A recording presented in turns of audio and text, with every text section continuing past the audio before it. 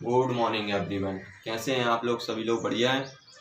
तो आज लेकर आए हम आप लोगों के लिए उपसंयोग यौगिक का जो अपना चल रहा था चौथी वीडियो आज लेकर आए हैं हम आप लोगों के लिए। और उम्मीद है अभी तक सभी छात्रों को सब कुछ समझ में आ रहा है। और अगर आप लोग जो स्टार्टिंग में जो उदाहरण हमने आप लोगों के लिए बताए थे, अगर वो आप एक बार याद कर लेते हो तो सारे उदाहरण आपके लिए अधिकांश उदाहरण उन्हीं में से आपको देना है। ठीक है, तो इसके साथ साथ हम ना आपसे कहेंगे कि बेटा लगातार अपने नोट्स बनाते चलें और एक भी वीडियो आप मिस ना करें, लगातार वीडियो देखते जाएं। नहीं मिलती है तो आप प्ले लिस्ट में जाकर आप निकाल सकते हो। ओके, तो आज चलते हैं हम। टॉपिक का नाम है अपना उपसंयोजक संख्या या शनमय संख्या। उपसंयोजक संख्या या शनमय संख्या मतलब किसी उपसंयोजक यौगिक में केंद्रीय धातु परमाणु के साथ उपसंयोजक बॉन्ड के द्वारा जो लिगेंड जुड़े होते हैं उन बॉन्डों की संख्या को हम क्या कहते हैं? उपसंयोजक संख्या कहते हैं। तो उदाहरण में हम अगर आपसे कहें एग्जाम्पल में देखो वही उदाहरण लेंगे हम फिर से K4FeCN का होल 6। अब आप बताइए कि केंद्रीय धातु परमाणु कौन सा है? ये है। कौन सा है? केंद्रीय धातु परमाणु। इसमें हम क्या लिखेंगे? मैं Fe का उपसंयोजक संख्या या फिर इंग्लिश में क्या लिख देंगे? Coordination number NB।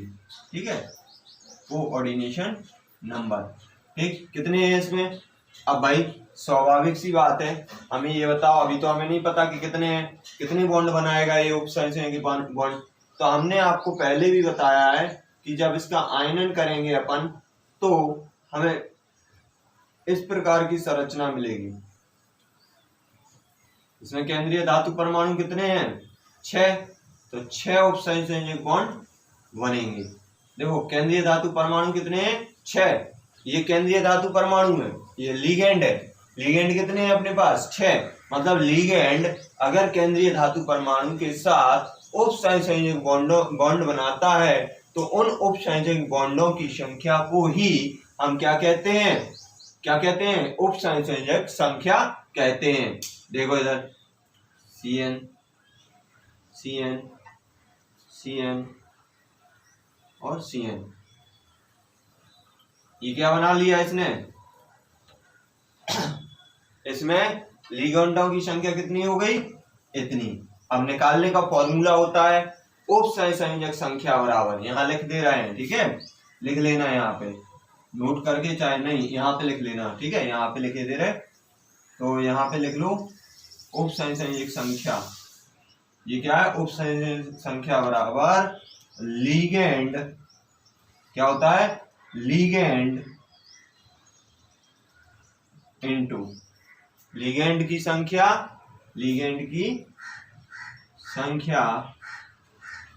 इनटू क्या है?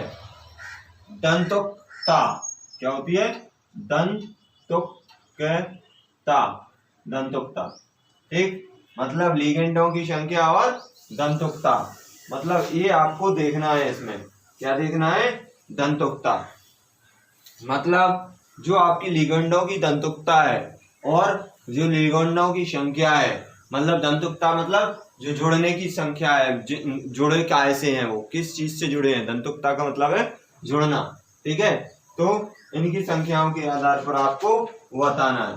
ठीक, ये फॉर्मूला हो गया। तो इस कंपाउंड में कितने कोऑर्डिनेशन नंबर है? 6। कितने? 6। यहाँ पे लिखे दे रहे हैं 6 और इसे मंझले कोष्ठक में बंद कर दिया हमने। ठीक, ये फॉर्मूला हो गया आपका, ये उदाहरण हो गया। अब इसमें लिखना क्या है? किसी उपसंयोजक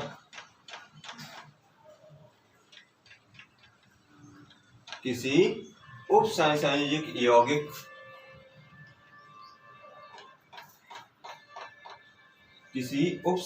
यौगिक में केंद्रीय, क्या लिखोगे, क्या लिखना है, केंद्रीय धातु परमाणु या आयन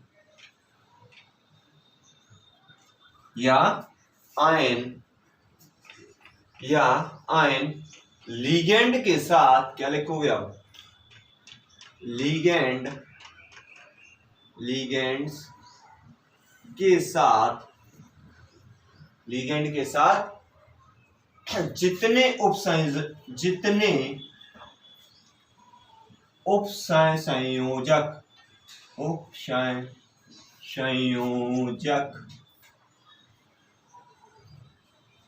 बंध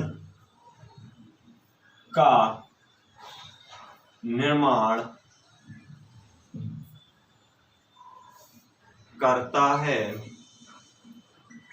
करता है उसे उन बॉन्डों की संख्या को, उन बंधों की संख्या को क्या कहते हैं, समन्वय संख्या या उपसंयोजक संख्या कहते हैं। उदाहरण आपके सामने लिखा है। इसके बाद अपन चलते हैं अपन लोग अगले टॉपिक पर, ठीक है। इसका बढ़िया स्क्रीनशॉट ले लो, जल्दी स्क्रीनशॉट ले लो इसका फटाफट। इसके बाद अगले टॉपिक पे चलते हैं। सेरेज कर रहे हैं, मिटा रहे हैं हम, ठीक है। देखते हैं आगे। देखो हमने आपकी ये राइट कर दिया है, तो इसे आप लोग कॉपी कर लेना, मगर पहले समझ लो इसे, ठीक है। कॉपी कर लेना, बाद में पहले इसे समझ लो अच्छे से, ठीक है। तो इसमें आगे बढ़ते हैं हम। फ्लैश आ रहा है, थोड़ा सा दिक्कत हो रही होगी आप लोगों को, क्या है, थोड़ा सा फ्लैश आता है यहाँ पे, तो कोई दिक्कत नहीं है, आगे बढ़ते हैं। तो देखो संकुल अणु या फिर उपसंयोजक, संकुल अणु को क्या बोलते हैं, उपसंयोजक अणु, या फिर इसी को बोलते हैं आयनन पर आवेश। इसी को क्या बोलते हैं, आयनन पर आवेश। तो इसमें क्या होता है, जो जितने हम अगर आपसे कह दें कि इस यौगिक अणु के पास जितने आयन्स हैं उनके योग के बराबर ही होता है आयनन पर आवेश। मतलब संकुल पर उपस्थित कुल आवेश किसके योग के बराबर होता है, मतलब उनके आयनों की संख्या के ही बराबर होता है। देखो इसमें किसी संकुल अणु या आयनन पर आवेश उसके अवयवी कणों, जो अवयवी कण जैसे इलेक्ट्रॉन, प्रोटॉन, न्यूट्रॉन या फिर कोई सूक्ष्म कण या परमाणु, अणु, आयन, ये ठीक अवयवी कणों या आयन पर उपस्थित आवेश के योग के बराबर होता है। वही बात आ गई, जितने इनके अवयवी कणों के या आयन या परमाणु पर उपस्थित जो आवेश होते हैं उनके योग के ही बराबर होता है। जैसे इस पे कितने आवेश हैं, इतने, तो इसमें कितने निकाल आएंगे, इसमें आयनन पर आवेश कितना निकलेगा, निकाल के बताते हैं आप, ठीक। तो हम इसे मिटा देते हैं, ठीक है। तो Fe की ऑक्सीकरण संख्या कितनी होती है, +2, ठीक, प्लस Cn की कितनी होती है, -1। कितने मॉलिक्यूल्स है Cn × 6, ये आपके माइनस है, यहाँ पे -4, ठीक। मतलब एक योग के बराबर निकलेंगे, ये दोनों इक्वल हो जाएंगे, ठीक। मतलब जितने ये है इतने यहाँ निकलेंगे। तो +2 -6 = -4, तो यहाँ कितना हो जाएगा, घटा दो, -4 = -4। मतलब ये दोनों कैसे हैं, एक दूसरे के बराबर हैं। कैसे हैं, एक दूसरे के बराबर हैं, यहाँ लिखे दे रहे हैं, ठीक है। -4 इसका निकला था, वो -4 इस पे आवेश थे, योग के बराबर हो गया। तो इस प्रकार से अपन को निकालना है ये, ठीक है। तो अब बात आती है ऑक्सीकरण संख्या। ऑक्सीकरण संख्या आपने 11th में पढ़ी होगी, और जिन्होंने नहीं पढ़ी है तो जब हम ऑक्सीकरण संख्या की वीडियो बना के अपलोड करेंगे तो उसकी भी लिंक आपको हम भेज देंगे, ठीक है। और लिंक आप तो प्लेलिस्ट में जाओ, आपको वीडियो मिल जाएंगे हर एक प्रकार की, ठीक। इसके बाद धातु की ऑक्सीकरण अवस्था, अब आती है धातु की ऑक्सीकरण अवस्था पर। धातु की ऑक्सीकरण अवस्था आवेश का वह गणितीय मान, आवेश का वह गणितीय मान जो उपसंयोजक आयन के केंद्रीय धातु आयन अथवा केंद्रीय धातु आयन अथवा परमाणु पर उपस्थित, किस पर, परमाणु पर उपस्थित होता है, केंद्रीय धातु परमाणु की ऑक्सीकरण अवस्था कहलाती है। मतलब अब हम आगे बढ़ते हैं, जो उपसंयोजक का कुल आवेश होता है उतनी ही उसकी धातु की ऑक्सीकरण अवस्था प्लस लिगेंडों की संख्या इंटू लिगेंडों पर आवेश के योग के बराबर होती है। एग्जाम्पल में देखते हैं आप, फिर हम वही एग्जाम्पल लेंगे, ठीक है। हमने देखो वही एग्जाम्पल ले लिया। अब इसकी ऑक्सीकरण संख्या निकालना है, किसकी निकालनी है, केंद्रीय धातु परमाणु की। उपसंयोजक यौगिकों में हमेशा हमें केंद्रीय धातु परमाणु की ऑक्सीकरण संख्या निकालनी है। और अब निकालते हैं, पोटेशियम का कितना होता है, ऑक्सीकरण संख्या कितनी होती है, +1, कितनी होती है, +1। और कितने मॉलिक्यूल्स हैं, 4, तो 4 कर दिया, ठीक। प्लस Fe, ये तो केंद्रीय धातु परमाणु है, इसकी तो हमें निकालना है, तो इसे X मान लिया, क्या मान लिया, X। प्लस अब Cn की ऑक्सीकरण संख्या कितनी होती है, -1, हमेशा याद करनी पड़ेगी ये आप लोगों को, ठीक है। अब कितने मॉलिक्यूल्स हैं Cn के, 6 मॉलिक्यूल, तो इंटू 6 बराबर 0, तो भैया इसे निकाल दो, कितना आ जाएगा, +4 + X माइनस के 6 बराबर 0। अब घटा दो, 6 में से 4 घटा दो, तो x - 2 बराबर 0, तो x बराबर क्या आ जाएगा, -2।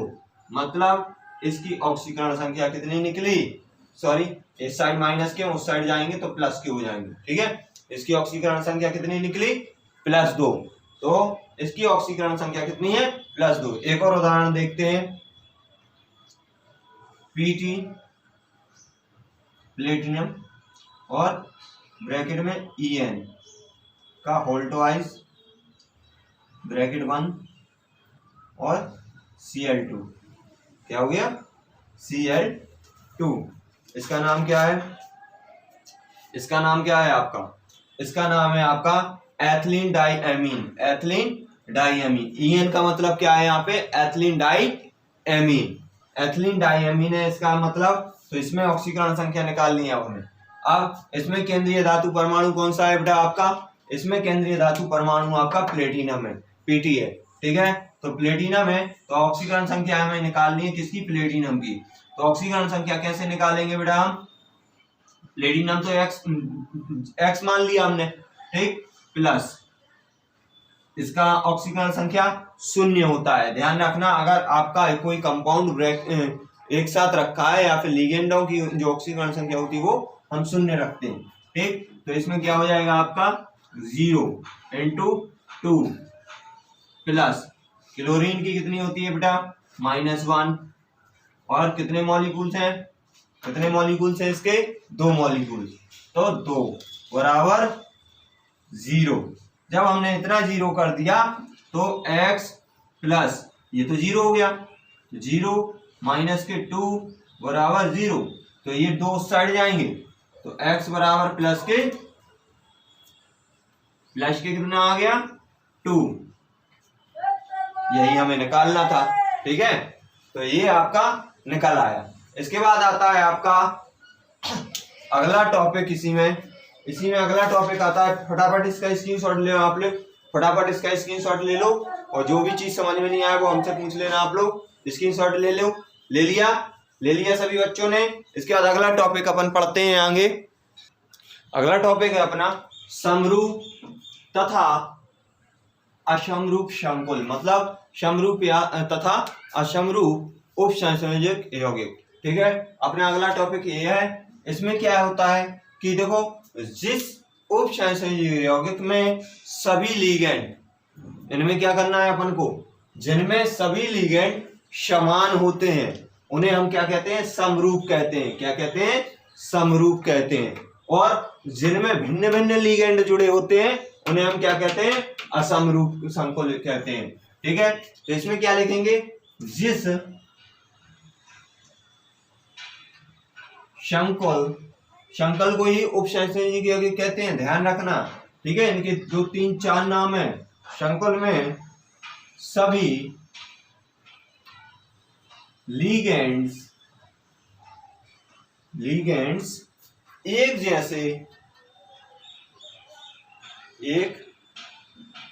जैसे होते हैं उसे समरूप संकुल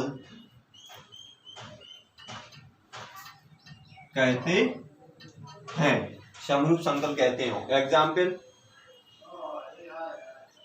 एग्जाम्पल में क्या ले लें, FeCN का होल 6 और -4।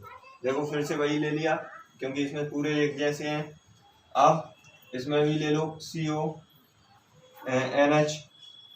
NH3 अमोनियम और ब्रैकेट 1, इस पे सिंगल अकेला एक चार्ज। तो इसमें भी देखो 6 लिगेंड जुड़े हैं, 6 लिगेंड है जो कि सभी सेम है। इसके बाद आते हैं एक और उदाहरण पे, चलते हैं। CrH2O का होल 6। जब CrH2O का होल 6 में इसके भी 3 लिगेंड्स आपके 3 आयंस है और 6 लिगेंड्स है। ठीक, अब आता है दूसरा, जिस संकुल में सभी लिगेंड्स, सभी लिख दो या दो से अधिक लिख दो, में दो या दो से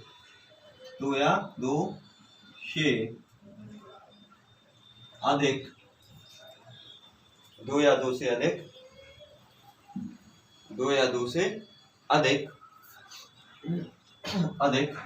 क्या लिखना है, 2 या 2 से अधिक प्रकार के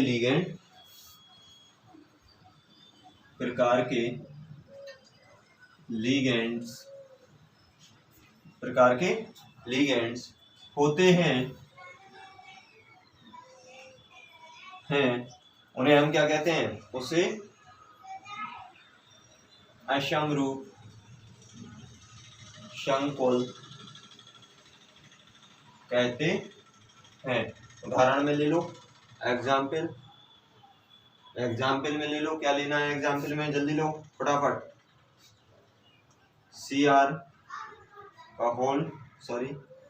CrCl H2O 5 ब्रैकेट के ऊपर 2+ आए। एक उदाहरण ये हो गया आपका। एक और ले लो, PT NH3 Cl Vr I -I। ठीक, तो ये हमने ले लिए। इसमें देखो एक ही है और इसमें अलग अलग है। ठीक है, तो इस प्रकार से ये आपका हो गया। इसके बाद आगे बढ़ते हैं अपन एक केंद्रक या बहुकेंद्रक संकुल। एक केंद्रक या बहुकेंद्रक संकुल पर आगे बढ़ते हैं अपन। देखो फ्लैश आ रहा हो तो स्क्रीनशॉट ले लो और लिख लेना इसके लिए। इसके बाद आगे बढ़ते हैं हम एक केंद्रक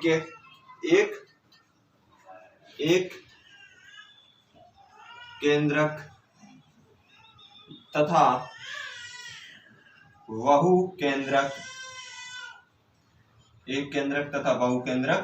संकुल को ही उपसंयोजक यौगिक कहते हैं। ध्यान रखना, भूलना नहीं है आप लोगों को। ठीक है, इसी के लिए बोलते हैं।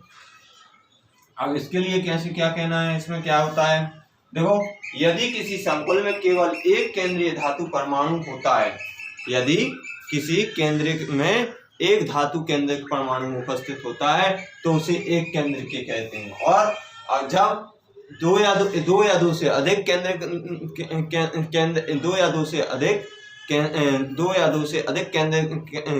धातु केंद्रक परमाणु उपस्थित होते हैं तो उन्हीं को बोलते हैं हम क्या, बहुकेंद्रक। ठीक है, तो इसमें क्या लिखेंगे, यदि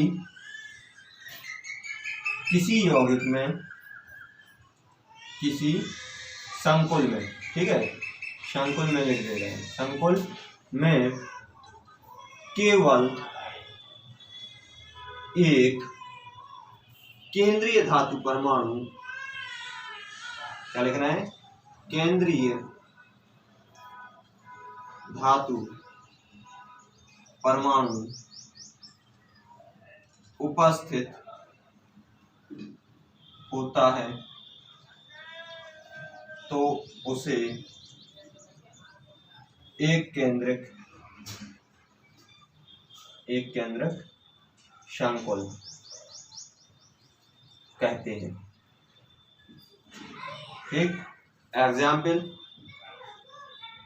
देखो बेटा, अब फिर से हम वही एग्जाम्पल लेंगे जो हमने शुरू से लेते आ रहे हैं। कौन सा, K4FeCN का होल 6। अगर आपने याद कर लिया होगा तो आपको कहीं दिक्कत नहीं आएगी। AgNH3 का होल 2 और Cl। इसके बाद बहुकेंद्रक में क्या लिखोगे, यदि किसी संकुल में दो या दो से अधिक, क्या लिखोगे, दो या दो से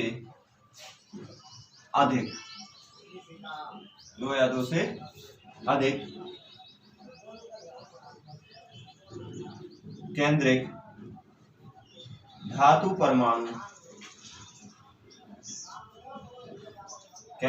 परमाणु होते हैं, उसे हम क्या कहते हैं, बहुकेंद्रक संकुल कहलाता है। ठीक है, लिख लेना इतना। और इसका उदाहरण एग्जाम्पल में क्या दोगे, इसमें एग्जाम्पल में क्या लोगे, जो पहले ले चुके हैं हम वही उदाहरण ले रहे हैं, बार बार ध्यान रखना। ठीक है, प्लेटिनम क्लोराइडो और NH3 का होल 4, ठीक, Pt और Cl4। ये कोई एग्जाम्पल हो गया। इसी का एक और एग्जाम्पल देख लो। इसमें क्या लिखोगे, Cr NH3 का होल 2, सॉरी होल 5 कर दो, होल 5 Cn ब्रैकेट 1 ZnCl2। ठीक, इसके दो उदाहरण हुए। इसके बाद चलते हैं अगले टॉपिक पे अपन, उपसहसंयोजक बहुफलक या बहुभुज। ठीक, इसके बाद इसका स्क्रीनशॉट ले लो, जल्दी फटाफट स्क्रीनशॉट ले लो और इसे राइट कर लेना। ठीक है, इसके बाद आगे बढ़ते हैं अपन। इसके बाद आपका अगला टॉपिक है उपसहसंयोजक बहुफलक और उपसहसंयोजक बहुभुज।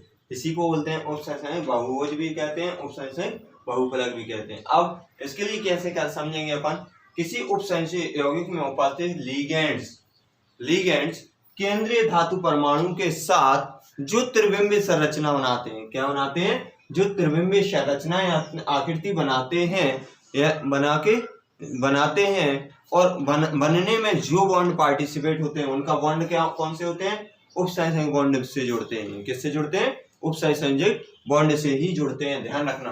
ठीक, उसे उपसहसंयोजक बहुफलक या बहुभुज कहते हैं। उदाहरण क्या है आपका, चतुष्फलकीय वर्ग, ये क्या है, मेटल है आपका, धातु केंद्रीय धातु परमाणु, ये क्या है, लिगेंड लगे हुए हैं। देखो ये लिगेंड लगे हुए हैं, सभी लिगेंड है, L जहाँ लिखा है सब लिगेंड है, और M जितने हैं जो क्या है, मेटल धातु है, मतलब केंद्रीय धातु परमाणु है। ठीक है, हमने आपके लिए बता दिया कि जो केंद्रीय धातु परमाणु के साथ जो त्रिविम्बी आकृति या संरचना बनाते हैं उन्हीं के लिए हम क्या कहते हैं, बहुफलक, उपसहसंयोजक बहुफलक या उपसहसंयोजक बहुभुज कहते हैं। तो इसके लिए स्क्रीनशॉट ले लेना इसका और उतार लेना। इसके बाद बेटा इसके बाद अपन पढ़ेंगे उप संयोजक नामांकन। अगले वीडियो में हम आपको पढ़ाने वाले हैं उप संयोजक नामांकन, जो कि बहुत इंपॉर्टेंट है, आप लोगों के लिए आना चाहिए और बोर्ड एग्जाम में भी अधिकांश आते हैं। 2 या 3 नंबर के नामांकन आते हैं उप संयोजकों के। ठीक है, तो उम्मीद है ये वीडियो सभी छात्रों को समझ में आई होगी, सभी छात्र छात्राओं को समझ में आई होगी। Okay, thank you. Like comment जरूर करते जाएं।